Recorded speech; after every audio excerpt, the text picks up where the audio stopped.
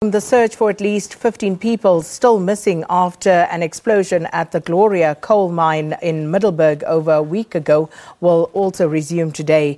A bigger fan, we understand, has been installed at the mine to try and reduce the amount of toxic gas underground ahead of the latest rescue and recovery attempt. The death toll after the explosion at the mine that trapped a group of alleged copper thieves currently stands at 13. And on the line from the Gloria Coal Mine, and to give us an update on that rescue operation, we have the mine's business rescue practitioner, Mike Elliot. Mike, good morning. Thanks so much for speaking to us this morning. So if you could just bring us up to speed with the latest developments at the Gloria Coal Mine. Good morning. We've installed a fan and it's been running for 2 days. We have rescue teams underground. They've been underground for 24 hours now, and they are installing temporary ventilation guidance to the area that we found the bodies in last week. And late last night we encountered methane levels of 3%.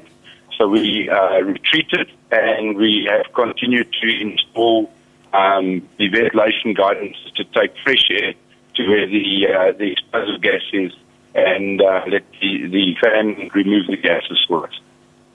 Mike, again, does this mean that you are aware of the exact location of where the miners might be?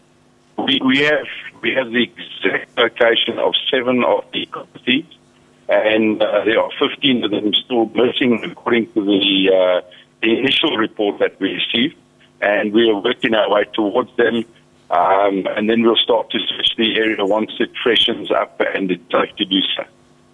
And of course, this is a very glum but necessary question. Is this a recovery or a rescue operation at this stage?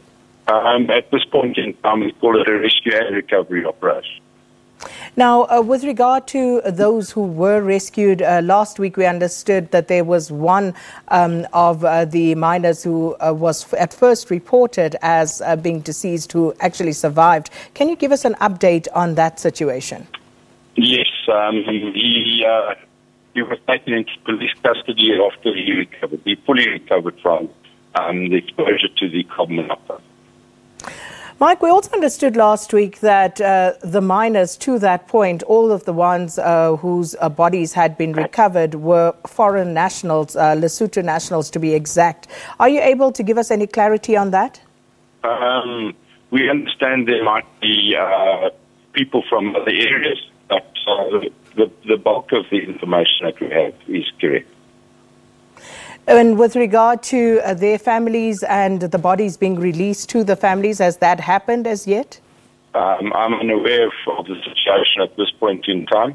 It's being handled by the pathologists and the police. Mike, we also know that Minister Gwede Mantashe visited the mine on Friday. And if you can just tell us about his visit and what sort of assistance that has brought to the operation. Well, I think it was fantastic that he and all of his assistants arrived and came to see personally what was going on in the mine and how we were handling the rescue operation, and also to go and have a look with damage to the mine that the copper thieves had done. That was fantastic, and we've had a very, very strong presence from the EMR. They're with us all the time. So it's been fantastic that Mr. Mantashe actually came to the mine. And what about the workers of Gloria Coal Mine? Because at some point last week, they actually halted the rescue and recovery operations because they claim they haven't been paid for at least 4 months now. So what is the latest in that regard? The business practitioners are working on the situation, and they have come up with a number of solutions, which they're going to negotiate with the potential funders, and we'll take it from there. And there was also quite a huge police presence at the mine. Is that still in place? The police presence is still in place. The police there are enabling the rescue and recovery operation to take place. And just a final question. This was, of course, around cable and copper theft. And have there been any more incidents since this tragedy befell the mine? Yes. While we were trying to install facilities and when we had rescue teams underground, guys continued to steal on surface.